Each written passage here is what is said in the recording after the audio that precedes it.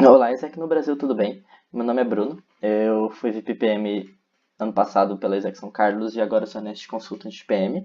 E eu queria falar com vocês um pouco mais sobre Performance Management, então, o que é esse processo, quais são as etapas que eu tenho que fazer, tanto eu enquanto PM quanto os TLs, e como que eu consigo implementar ele no meu escritório de forma efetiva. Então, só começando a falar um pouco mais o geral, Performance Management é o processo de PM que entra em Develop, responsável pela gestão de performance e resultado de todo o escritório. Então, é o processo que a gente consegue entender de fato quem são as pessoas que estão performando, de forma individual e de forma operacional, então, o globo das áreas. Então, por que que ele existe, né? Ele é a maior forma que a gente consegue classificar, de fato, como os membros estão performando, tanto a nível operacional quanto a nível de desenvolvimento pessoal, para ver se realmente o membro entendeu o que de fato ele contribui pela organização e como que a gente consegue potencializar isso. E até como uma forma de a gente mostrar para os TLs o progresso de cada membro para ele conseguir planejar o que deve ser feito com cada um. Show. Além disso, ele serve para a gente conseguir entender o escopo de uma área, então, de forma bem operacional mesmo, porque se os membros não estão performando, basicamente a operação também não vai estar performando de forma efetiva. Então, ela também possibilita a PM que a gente consiga entender a performance de cada área através do desenvolvimento individual e quais são os passos para a gente conseguir fazer com que as áreas performem. Massa. Então, basicamente, tudo começa bem do início. Então, eu queria fazer essa checklist para a gente conseguir entender como que a gente consegue realizar performance management desde o começo até as últimas etapas. Então, eu dividi tanto na parte dos TLs quanto na parte de qualquer responsabilidade PM. Acredito que vocês tenham visto isso na própria Conal, então os VPs, mas só explicando um pouco.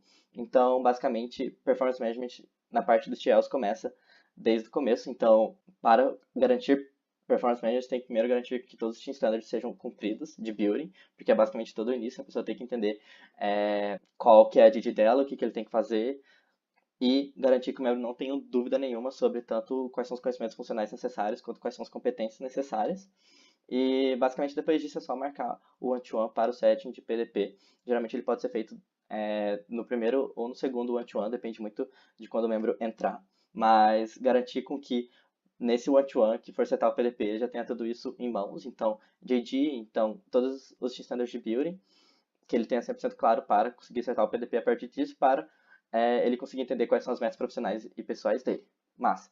E qual que é a responsabilidade PM sobre isso? É, de fato, garantir a educação dos TLs, né, para entregar Team Standards. Então, o TL não vai conseguir entregar a BIOS 100% se ele não for educado em relação a isso. E também educação dos TLs em relação ao one-to-one de PDP, porque é um one-to-one um pouco mais específico que é exclusivamente para setar PDP. Então, quais são as etapas, como que preenche aquela planilha. Então, a gente, enquanto VPs PM, temos que garantir que os TLs, saibam como realizar o Standard de Building e saibam como realizar esse one-to-one para o setting de PDP. E, no final das contas, a gente, enquanto PM, tem que garantir que os one-to-ones de setting de PDP estejam marcados, como muito pela realização de accountability de todo mundo. Então, acho que uma das melhores práticas é realmente construir ou uma planilha ou alguma gestão de informação para que você tenha certeza de qual TL fez o one-to-one e quais TLs faltam para realizar os one-to-ones para setting de PDP. Show! Feito tudo isso, basicamente a gente termina a primeira etapa, que é toda essa base, e vamos direto para o PDP. Então, por parte dos TLs, basicamente, eles têm que entender qual que é o contexto do membro da organização, por que ele entrou na organização, como que ele está se sentindo. Então, muito daquela parte que a gente consegue entender o contexto do membro, para assim conseguir estabelecer tanto os métodos profissionais e individuais. Então, depois que a gente consegue entender de fato qual que é o contexto do membro, a gente consegue mostrar para ele, show, a partir disso, quais são as suas metas pessoais, o que, que você quer se desenvolver dentro da organização. Então, a pessoa precisa entender que, tipo, tá, entrei nessa organização por um motivo e quero me desenvolver durante o semestre nesses tais pontos. Então, ele estabelece metas pessoais, então o que ele quer desenvolver, seja melhorar a comunicação, seja melhorar a habilidade de venda, seja melhorar o idioma. Então, vai muito do que o membro entrou na organização, vai muito do que ele quer se desenvolver. E, posteriormente a isso, ele estabelece metas profissionais. Então, o que são essas metas profissionais? Basicamente, é a dirigir da pessoa. Então, se eu sou um membro de ODV Consideration, minhas metas profissionais vão ser relacionadas a aplicações, reuniões marcadas, approvals. Então, vai muito de qual vai ser a GT de cada membro. E, por fim, criação dos planos de ação para o atingimento das metas pessoais. Então, Show. Quero desenvolver minha comunicação. Como que eu vou fazer isso? Então, vai ser conversando com trainees, vai ser abordando muitas pessoas, sabe? Acho que também varia de acordo com a meta individual das pessoas. Show? E qual que é o lado de PM em relação à etapa do PDP? É coletar os outputs de todos os one-to-ones feitos. Então, basicamente, a gente vê qual de fato é as metas dos membros e depois ter alguma gestão de informação com que você consiga acessar isso para você entender se o TL fez o PDP de forma correta, se não, como que você vai educá-lo para fazer os próximos PDPs de forma mais correta também.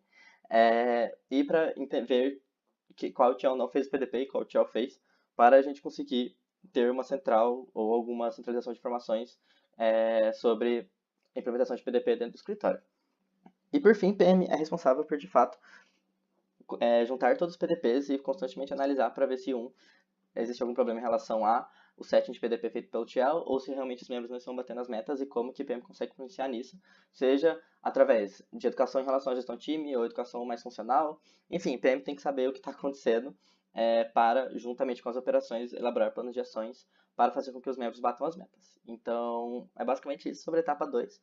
Aí eu só queria mostrar um pouco mais sobre a realização do PDP. Então, eu peguei o template global e ele é subdividido em duas etapas, que é as metas profissionais e as metas de desenvolvimento. Então, as metas profissionais é onde a gente seta todas as KPIs que os membros têm durante o quarto em que o PDP é setado. Ou seja, se o membro faz o PDP em fevereiro ou março, as metas são pelo quarto. Então, fevereiro, março e abril. E, basicamente, como que são feitas essas KPIs é de acordo com a JD. Então, basicamente, se eu sou um membro de ODV, de Consideration, minhas metas vão ser muito voltadas a aplicantes, a approvals ou a reuniões, enfim. Ou se o meu membro é de IGT de Attraction, então é muito mais voltado a reuniões, essas coisas. Então varia muito conforme a estrutura, mas a gente, quanto PM, tem que fazer com que os shells saibam quais são as metas que o seu membro tem que entregar, senão não faz muito sentido. E o membro vai ficar muito alheio sobre o que eu preciso desenvolver enquanto membro e quais são as minhas metas de fato dentro da exec. E depois disso, de fato, entra as metas de desenvolvimento, que é tipo o que a gente define, o que o TL define com os membros, o que ele quer desenvolver pessoalmente e quais são os planos de ação para desenvolvê-lo. Então, basicamente, eu coloquei um exemplo sobre, quero aprender sobre Spin Selling. Então, o que eu vou fazer na semana 1, 2, 3 para garantir com que eu aprenda sobre Spin Selling. Então, também depende muito de acordo com o que o membro quer desenvolver e isso vai muito da conversa com o TL, com o membro. Show? Incrível. Então, para a última etapa, então, que é basicamente o follow-up, os TLs agora são muito responsáveis por agora criar uma rotina de one-to-one, sabe? Então, ter datas bem estipuladas e bem fixas nos meses e fazer sempre com que o one-to-one também seja feito para revisar o PDP, tanto as partes individuais quanto as partes de profissionais, então para ver quais são os gaps e como estabelecer planos de ação que o membro tenha muito claro, então o membro tem que entender o que ele precisa fazer entre um one-to-one e outro, de forma com que ele se desenvolva profissionalmente e pessoalmente. E o PM é muito responsável por mostrar para o TL todos os dados de standards e todos os diagnósticos que a gente tem para auxiliar o TL também a criar next steps em relação aos membros. Seja next steps relacionados à educação, à gestão, enfim. A gente, quando PM, precisa mostrar sempre os dados que a gente tem nos diagnósticos para fazer com que o TL entenda quais são os contextos do membro. E, posteriormente, a realização de calibration meeting, que eu vou falar um pouco daqui a pouco, para discussão dos PDPs e compartilhamento de GCPs. E, por fim, realizar o reporte final do semestre para ver, de fato, quantos por cento dos membros atingiram as metas no escritório. Tá, agora eu queria falar muito sobre o Calibration Meeting. Então, basicamente, é um encontro que o PM realiza com o TLB e que é focado nos PDPs de fato, tanto na revisão quanto na elaboração de next steps. Então, ele pode ser feito de duas formas, então, tanto em um encontro de PM com o TLB, em TLB Meeting, por exemplo, quanto de forma mais individual. Aí eu acho que a forma necessária vai muito de acordo com a sua estrutura e do que você acha mais efetivo.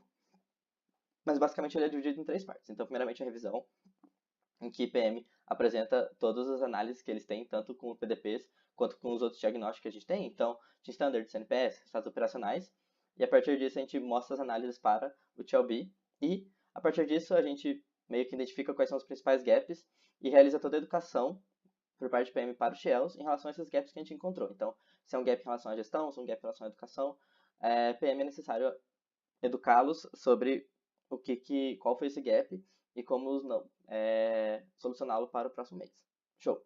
E, por fim, entre PM e o TL, é feito todo um plano de ação baseado em toda a conclusão que tirou de tudo isso. Então, é de fato o momento que a gente faz os next steps para que no mês seguinte esses gaps que foram identificados não sejam mais cometidos. Então, é basicamente isso que eu queria falar sobre performance management. Se vocês tiverem qualquer dúvida, podem vir falar comigo. Esse aí tá todo o meu contato. E é isso, muito obrigado e tchau.